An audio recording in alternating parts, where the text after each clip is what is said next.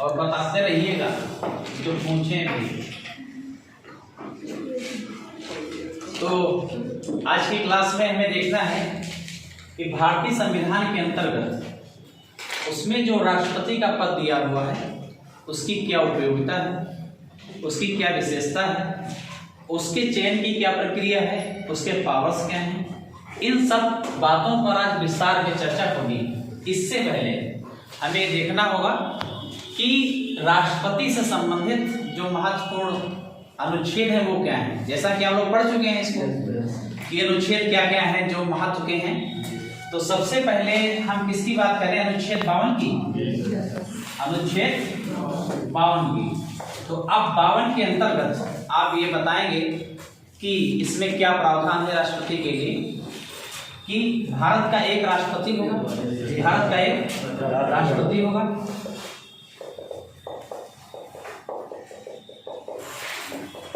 तो ये बात सबसे पहले हमने पढ़ा था अनुच्छेद 52 के अंतर्गत कि एक भारत का राष्ट्रपति होगा। तो उसके बाद में दूसरे नंबर पर हम देखते हैं 52 के बाद क्या आता है 53। तो अनुच्छेद 53 के अंतर्गत आपने क्या पढ़ा है, संघ की कार्यपालिका शक्ति। तो संघ की कार्यपालिका शक्ति किसमें निहित होगी, निहित होगी। तो संघ क्या है, संघ क्या है, जैसे हमने संसद पढ़ा था, क्या पढ़ा था संसद। तो संसद के कितने अंग देखे थे, 2 अंग। एक क्या था लोकसभा, लोक राज्यसभा, और दूसरा क्या था राज्यसभा। तो अगर हम देखें तो 2 सदन देखें कि एक लोकसभा और दूसरा राज्यसभा। तो संसद कितने अनुच्छेद में देखा था, 79 में। राज्यसभा कितने अनुच्छेद में, 80 में है, सॉरी 80 में है। और लोकसभा कितने में है, 81 में है। ये जुड़े इससे महत्वपूर्ण आपने अनुच्छेद देखे थे। और संसद किससे मिलकर बनता है, तो इसके 3 अंग के रूप में देखेंगे। दूसरा क्या हो जाएगा, तीसरा क्या होगा राष्ट्रपति। तो वही राष्ट्रपति, और इसके अंतर्गत हम अनुच्छेद देख रहे हैं 52, भारत का एक राष्ट्रपति होगा। तीसरा क्या है, संघ की कार्यपालिका शक्ति उसमें निहित होगी। और इस संदर्भ में आपने देखा था कि संवैधानिक प्रधान कौन है, राष्ट्रपति है। संवैधानिक प्रधान राष्ट्रपति है, लेकिन उनकी शक्तियों का व्यवहारिक रूप में प्रयोग कौन करता है, प्रधानमंत्री, और वो अपनी मंत्रिपरिषद के माध्यम से करता है। ये बात आप पहले से जानते हैं। तो 53 में क्या है, संघ का प्रमुख है। इसके बाद में 54 में देखा है क्या, तो 54 में क्या है, तो राष्ट्रपति का निर्वाचन है। तो 54 में राष्ट्रपति का निर्वाचन है। तो निर्वाचन के संदर्भ में हमने ये देखा है कि एक निर्वाचक मंडल होगा, क्या एक निर्वाचक मंडल होगा। वो मंडल कैसे बनेगा ये हमें जानना है। तो निर्वाचक मंडल में अगर हम देखें तो आपने देखा होगा अनुच्छेद 54 बताता है कि लोकसभा क्या होगा, एक तो लोकसभा होगा, एक राज्यसभा और दूसरा राज्यसभा। और तीसरे स्तर की बात क्या है, इस समय वर्तमान में जैसे भारत में राज्यों की संख्या कितनी है, 28 से। तो जम्मू कश्मीर और लद्दाख 2 केंद्र शासित के रूप में हो गए। तो कितने हो गए टोटल, 28 ही बचे। तो उन 28 राज्यों की जो हमारी विधानसभाएं हैं, जो हमारी विधानसभाएं हैं, जो हमारी विधानसभाएं हैं, वो भी इस निर्वाचक मंडल में शामिल होंगी। इसके साथ साथ आपने पढ़ा था कि 17वें यानी 17वें संविधान संशोधन अधिनियम के अंतर्गत आपने देखा था कि दिल्ली और बोलिए, दिल्ली और पांडिचेरी इनको शामिल किया गया है। तो लोकसभा, राज्यसभा, विधानसभाएं हमारी जो वर्तमान में जैसे 28 राज्य हैं, तो इन 28 राज्यों की जो विधानसभाएं हैं, और 17वें संविधान संशोधन से पहले दिल्ली और पांडिचेरी को नहीं मिलाया गया था। 17वें संविधान संशोधन के बाद में दिल्ली और पांडिचेरी को भी इसके अंतर्गत मिलाया गया। तो इससे निर्वाचक एक मंडल बनता है, और इसमें कौन से व्यक्ति भाग लेंगे ये दूसरी बात है। लोकसभा में सभी व्यक्ति नहीं, जैसे कि लोकसभा में 2 ऐसे सदस्य थे जो राष्ट्रपति के द्वारा मनोनीत किए जाते। तो आपने देखा कि दो ऐसे सदस्य थे जो एंग्लो इंडियन थे और राष्ट्रपति के माध्यम से मनोनीत किए जाते थे। इस संदर्भ में आपने आर्टिकल देखा होगा, अनुच्छेद कौन सा 368 368 नहीं, 368 में क्या दिया हुआ? संशोधन, संविधान संशोधन है। तो 331 में अभी तक ऐसा प्रावधान था कि यदि एंग्लो इंडियन चुनाव के माध्यम से नहीं आए हैं तो मनोनीत करने का राइट किसका होगा? राष्ट्रपति का होगा। लेकिन अब 104वां संविधान संशोधन के माध्यम से जो ऐसी व्यवस्था थी इसको समाप्त कर दिया गया। तो लोकसभा के ऐसे सदस्य जो निर्वाचित होकर आए हैं, तो लोकसभा के सदस्यों की संख्या जान लें। तो लोकसभा के सदस्यों की संख्या 545 और अधिकतम 500 कितनी हो जाएगी? अब 50 हो जाएगी। पहले कितनी होती थी? 552। तो ऐसे सदस्य जो निर्वाचित होकर आए हैं वो रहेंगे। राज्यसभा में 12 सदस्य नहीं रहेंगे। कौन से सदस्य नहीं रहेंगे? क्योंकि ये ऐसे नहीं रहेंगे क्योंकि राष्ट्रपति के चुनाव में ये नैतिकता है, एक प्रकार से कहा जाए, क्योंकि राष्ट्रपति ने ही उन्हें चुना या मनोनीत करा है और वो वोट डालने के लिए उसमें एलिजिबल नहीं माने जाएंगे।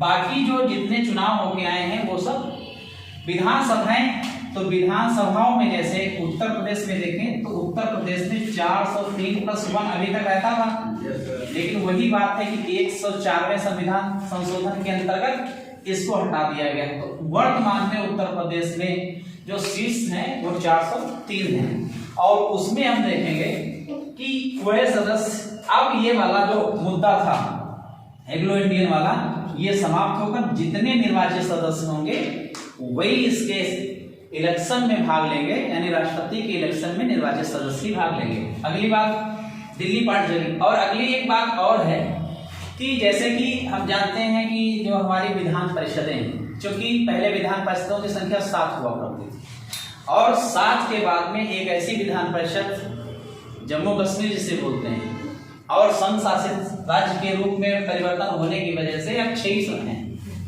और वो 6 ऐसी हैं विधान परिषदें जहां से हम लोग उसके चुनाव में कोई भागीदार नहीं होता। कारण ये है कि संपूर्ण राज्य के हर राज्यों में विधान परिषदें नहीं, तो न्याय नहीं हो पाएगा। न्याय हो पाएगा? मान लीजिए उत्तर प्रदेश में विधान परिषद है, महाराष्ट्र में है, महाराष्ट्र में क्यों नहीं है? कर्नाटक में भी तो है विधान परिषद, कर्नाटक में है, महाराष्ट्र में है, आंध्र प्रदेश में है और तो तेलंगाना में विधान परिषद की सीटों की संख्या क्या है?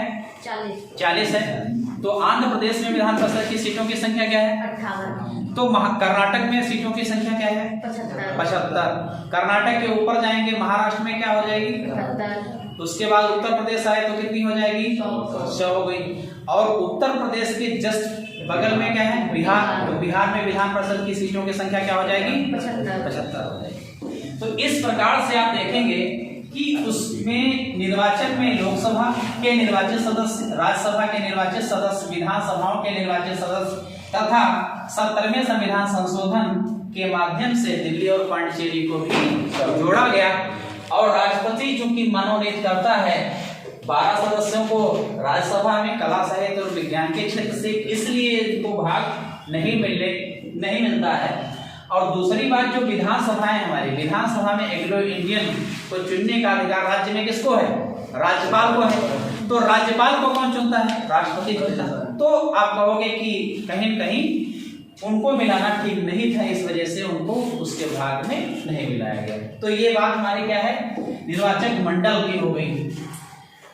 इसके बाद में अगर हम बात करें तो 52 देख लिया, 53 देख लिया, अब 54 देख लिया। इसके बाद क्या आएगा? 55। तो अनुच्छेद 55 की बात की जाएगा। तो अनुच्छेद 55 में क्या है? तरीका क्या है? रीति क्या है? तो रीति क्या होगी, तरीका क्या होगी? तो अब देखिए, राष्ट्रपति के निर्वाचन में सबसे बड़ी बात हमें ध्यान देने की ये है कि इसमें ये नहीं है कि अधिकतम वोट प्राप्त करने पर राष्ट्रपति बनता है। इसमें बात यह है कि प्राथमिकता के चयन में जिसकी प्राथमिकता सर्वोपरि होती वही बनता है। जैसे प्राथमिकता में देखें कि आपसे मैंने बताया कि 1, 2, 3 और 4 लोग खड़े हुए हैं राष्ट्रपति के इलेक्शन में, और उस 4 लोगों में से प्राथमिकता के चयन में देखेंगे कि ए वोट, बी बैलेट पेपर पर, सी है और डी के माध्यम से अपनी प्राथमिकता का निर्धारण करना है। तो हमें लगता है कि जो 3 नाम से ये कैंडिडेट है ये ज्यादा हमारे लिए महत्वपूर्ण है या ये ज्यादा विकास करेगा देश के लिए। तो हमने अपनी प्राथमिकता यहाँ पर क्या दर्ज कर दिया, ए बता दिया। तो प्राथमिकता में हमारे ए है। किसी को लगता है कि यहाँ पर ए है, ये ज्यादा अच्छा नहीं व्यक्ति है, तो इसलिए इसको बी दे दिया गया प्राथमिकता में। तो बात क्या है, ये हमारी प्राथमिकता है। तो इसके बाद में देखेंगे कि सबसे पहले देखते हैं कि 50% वोट से कम कितने लोगों के वोट हैं। जब 50% से जितने लोगों के वोट कम हो जाते हैं तो उनके वोटों को फिर से हम लोग मिला देते हैं ए में, बी में, सी में, डी में। तो इस प्रकार से हम देखते हैं इसके तरीके में कि फिर जिसका जो प्राथमिकता का चयन है सर्वोपरि होता है उसी को राष्ट्रपति बनाया जाता है। एक सदस्य 4 वोट दे सकता है। हाँ, प्राथमिकता के चयन में अगर हम देखें तो ऐसा रहता है। अब जैसे सर एक सदस्य जो होता है 4 वोट देता है, मतलब सभी को 1 वोट देगा। प्राथमिकता क्या आधार पर देगा, अनुमोदक और प्रस्तावक।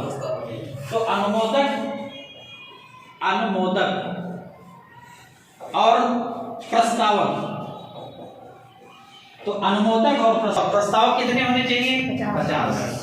तो भीड़ को अलग करने के लिए पहले ये व्यवस्था नहीं थी, तो कैंडिडेट्स की संख्या यहाँ पर बढ़ जाती थी।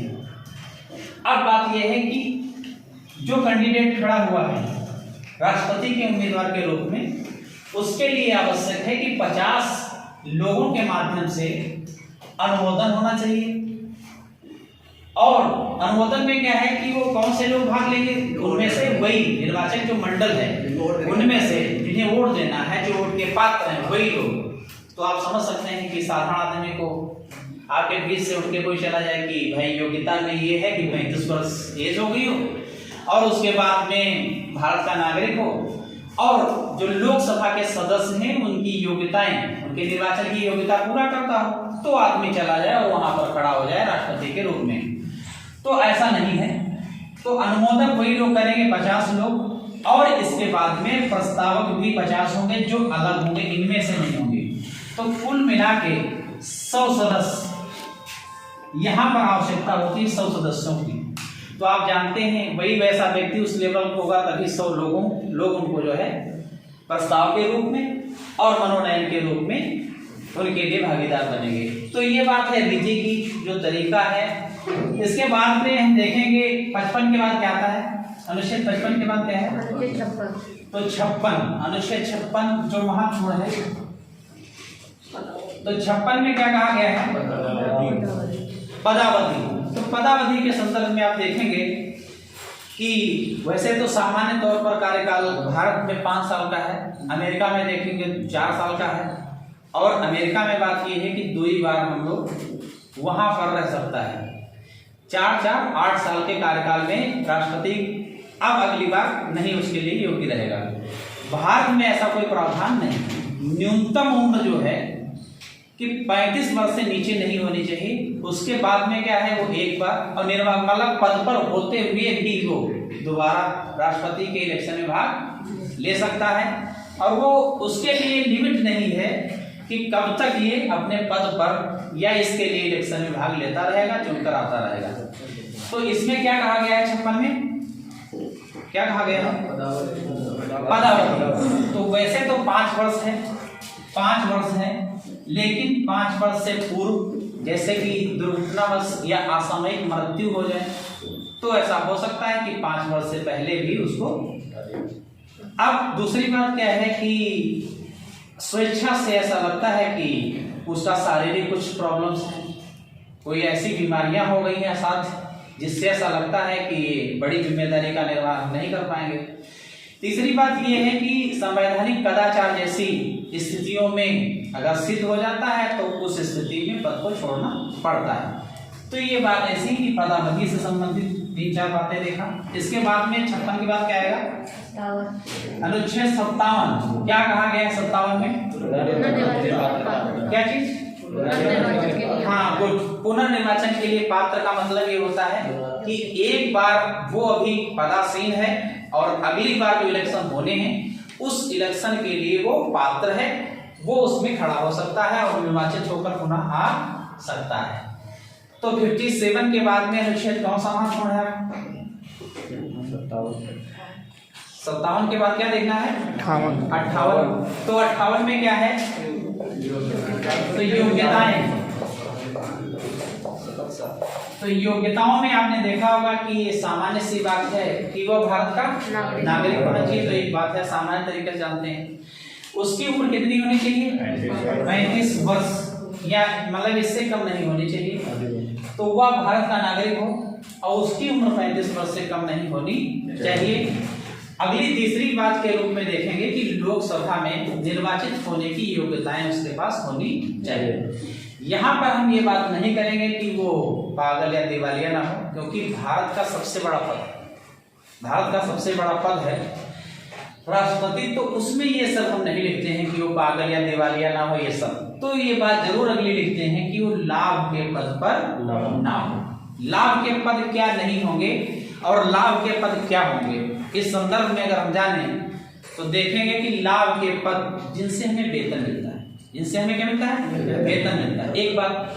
दूसरी बात यह है कि जैसे किसी ऐसे पद पर हैं वहां से स्कॉलरशिप आवंटन होते हैं, वहां के भूमि के आवंटन होते हैं, राजस्व के आवंटन होते हैं। तो इन क्षेत्रों में अगर है कोई तो लाभ का पद माना जाएगा। लेकिन जो राष्ट्रपति के इलेक्शन है, जो ये है, इस मंत्री पद को लाभ के पद के अंतर्गत नहीं माना। वो बात दूसरी ही कि सबसे ज्यादा आप कहेंगे कि अर्थ इसी माध्यम से मिल सकता है, लेकिन ऐसा नहीं है कि ये सब लाभ के पद नहीं माने गए हैं। अगर ऐसा होता है तो फिर अगर इससे संबंधित कोई मुद्दा आता है तो हम सीधे सुप्रीम कोर्ट में जा सकते हैं। सुप्रीम कोर्ट में मौलिक अधिकारों के हनन के संदर्भ में देखें तब भी हम सीधे सुप्रीम कोर्ट जा सकते हैं। राष्ट्रपति के निर्वाचन में इससे संबंधित कोई विवाद का मुद्दा हो तब भी हम सुप्रीम कोर्ट जा सकते हैं। अब आपने देखा कि प्रणब मुखर्जी का इलेक्शन, जब प्रणब मुखर्जी ने पार्टिसिपेट करा था तो वित्त मंत्री थे। तो प्रणब मुखर्जी ने फिर उन्होंने उस पद को छोड़ दिया। उसके बाद में तो आपने देखा कि लाभ के ये पद है। अगली बात क्या है? अगला महत्वपूर्ण अनुच्छेद क्या है? इसके बाद 58 के बाद क्या आता है? 50। तो 59 में क्या कहा गया है? तो शर्तों में बताइए। आप लोग बताइए, इतना हमने बता दिया तो कुछ आप लोग बताइए।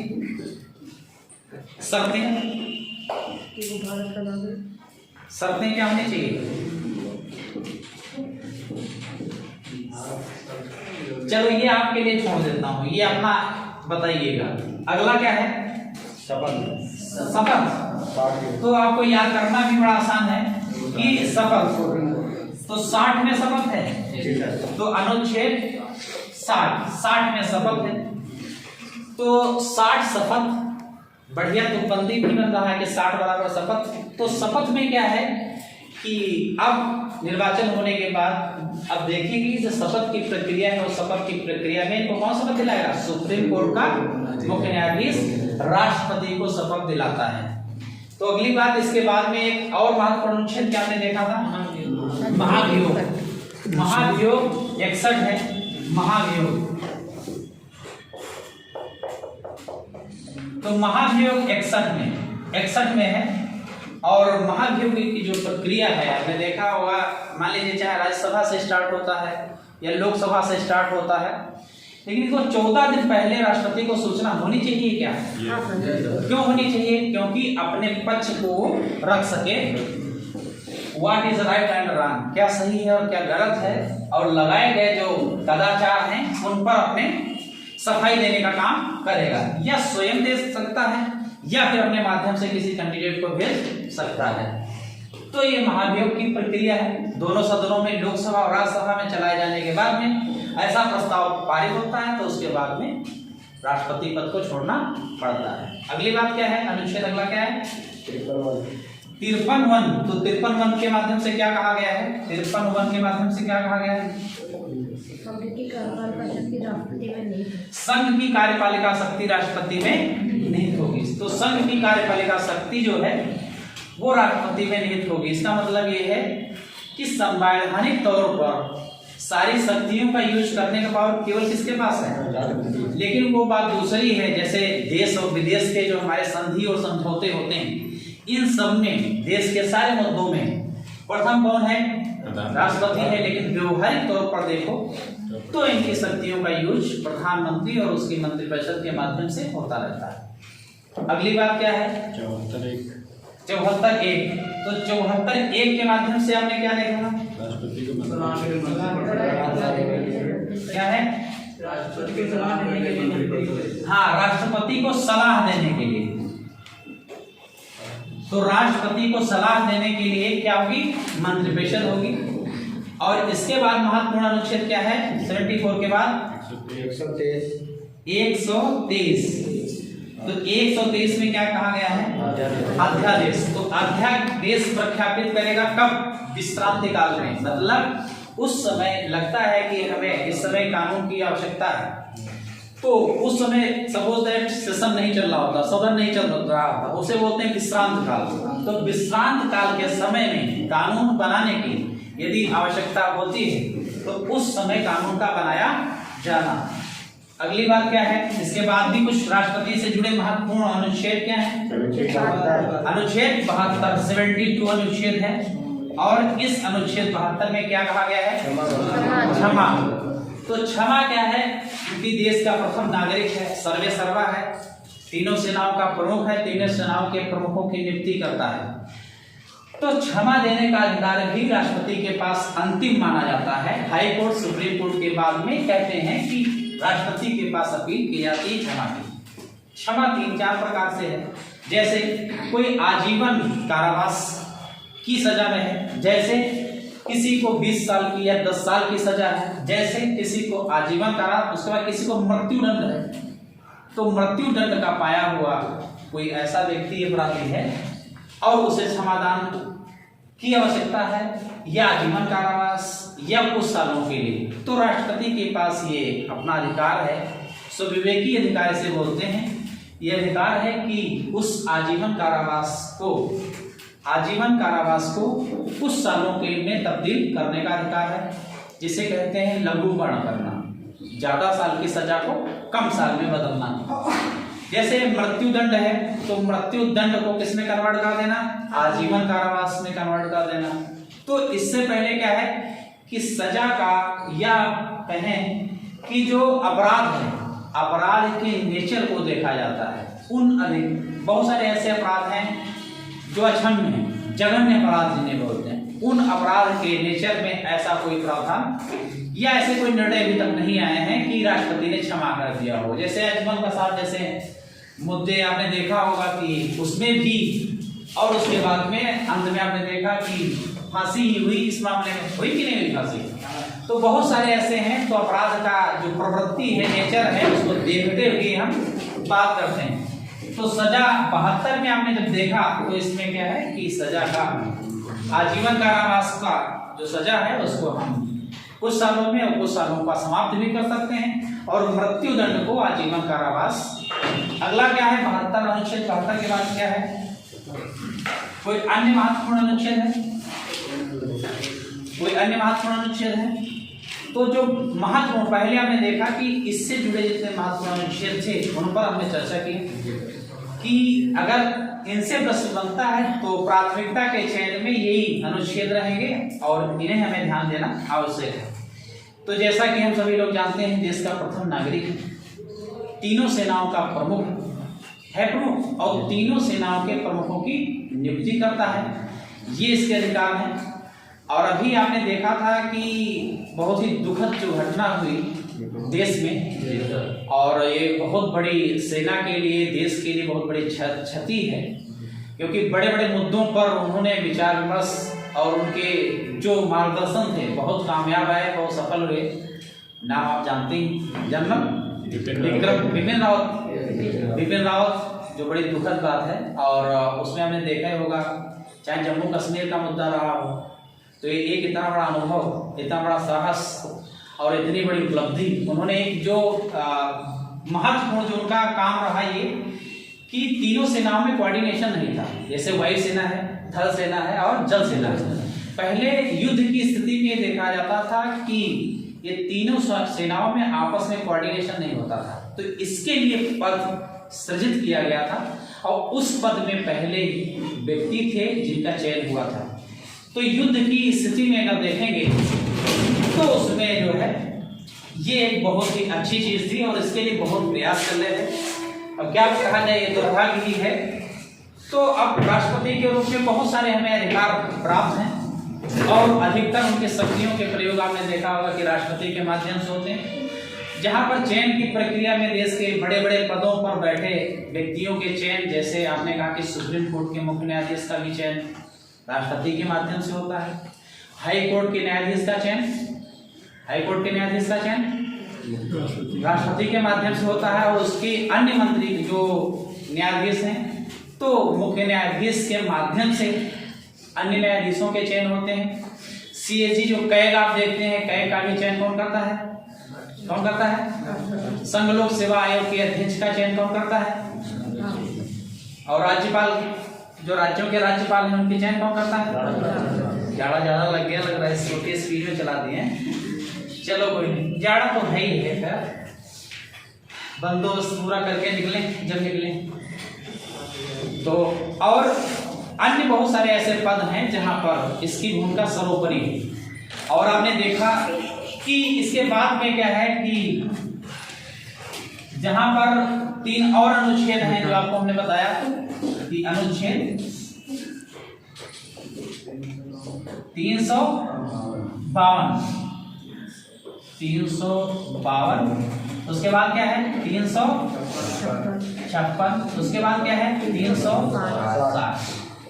ये महत्वपूर्ण राष्ट्रपति से जुड़े हुए अनुच्छेद हैं। जैसे कि 352 में क्या बताया गया है? आपातकाल। राष्ट्रपति शासन है तो आपातकाल की स्थिति, इससे क्या है, किस प्रकार की आपातकाल है, किस प्रकार का आपातकाल है? देश के बाह्य आक्रमण या युद्ध की स्थितियां हो या बाह्य आक्रमण हो, उस समय राष्ट्रपति के माध्यम से राष्ट्र शासन लगाया जा सकता है। 356 के अंतर्गत देखा होगा आपने कि देश के आंतरिक भागों में या देश में गृह युद्ध ऐसी स्थिति हो या संविधान के आधार पर सरकार नहीं चल रही हो, तो उस आधार पर भी देश के अंदर क्या लगाया जा सकता है। अगली बात है 360 जो अभी तक नहीं लगाया गया, वो है वित्तीय आपात, यानी आर्थिक तंगी स्तर किया जाए कि हमें आपात की घोषणा करना पड़े, जो कि अभी तक ऐसी स्थिति हमारे पास नहीं है, तो वित्तीय आपात की स्थिति। तो आज की क्लास यहीं तक है, इसके बाद में और भाग आएगा तो इसके आगे का बहुत महत्वपूर्ण क्लास रहेगी, तो इसके बाद में दूसरी क्लास आवश्यक रूप से देखें। Thank you.